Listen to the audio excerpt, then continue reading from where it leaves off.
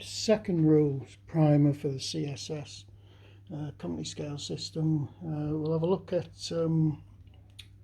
disorganisation, which is roughly the equivalent of the cohesion hits within the GTS system, but there are a lot of subtle differences. The first thing, disorganisation, unlike cohesion, which only goes to 2 levels, goes to 4 levels. Now, units inside CSS have 2 values. They have their movement side here where they're allowed to move, and they have their combat or deployed side where they can't move, but they've got a better firepower. Now,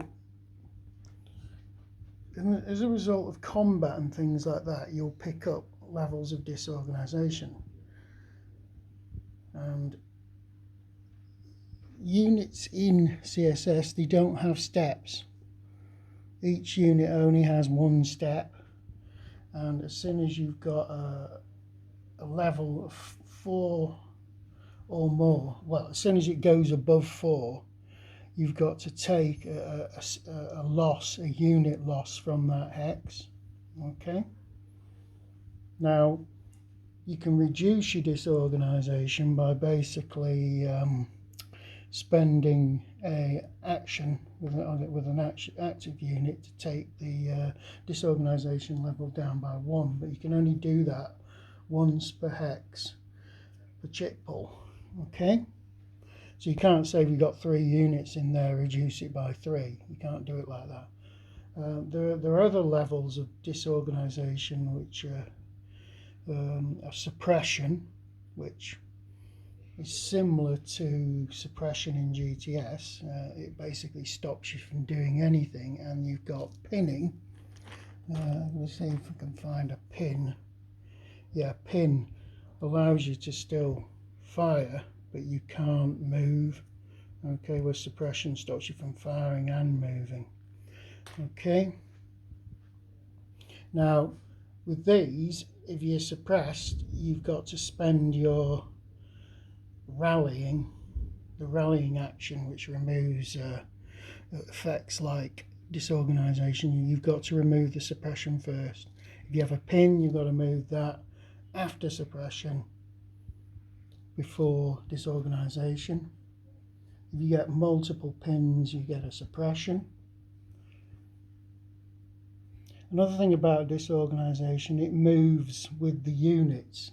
So instead of each unit carrying its own cohesion thing like it does in GTS, the hex itself carries its cohesion problems with it. So obviously you can't move if you're pinned or suppressed, but if you are just disorganised, and I have a disorganisation level like this unit's 2, if I move that unit into that hex, the 2 goes with it. Now, say there was a unit in there and it only had a level of 1, if I move a unit with 2 in it, that hex goes up to 2. And also if I leave units behind, say there were 2 units there, and I moved a unit to there, I'd have a unit with a 2 in there, and I'd still have a unit with a 2 there. Your disorganisation status only really goes away if a unit's routed or it's actually eliminated. Okay, I'm trying to think, is there anything else we need to know about disorganisation? Obviously the effects go up. They get worse and worse and worse as you go up the levels. So you've got white is 1, blue is 2, red is 3, black is 4. So as I say, if you've got 4 like this one here, and I've got another level of disorganisation, I'd have to take a unit loss. Now it's up to me which unit I lose. It doesn't have to be the one that was being fired on. Okay. Another thing to remember about disorganisation is there is a stacking limit where you're only allowed 3 units in there. Now you can break that stacking limit, but for every unit above the stacking limit increases the disorganisation in the hex by 1. So if I had 5 units there, that would be, it would automatically have a disorganisation of 2 because of those extra units. Another thing you can get disorganisation from is these mine counters here. These are actually on the beach. As soon as you leave the beach edge, beach hex, you'll get attacked by the minefields. So you basically roll a die, remove these little things here, the effects of divers removing the actual minefields and obstacles, and that would give it, say I threw a 3 on there, that would be halved. No, let's say I threw a 4, so that would be halved down to 2. I'd take 1 off for the effect of what we've already got rid of, so that would mean the units leaving that hex would pick up 1 disorganisation. Okay, now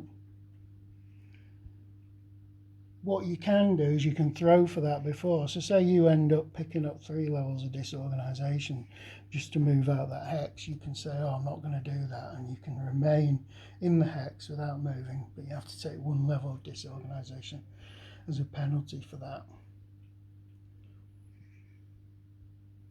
That pretty much covers disorganisation.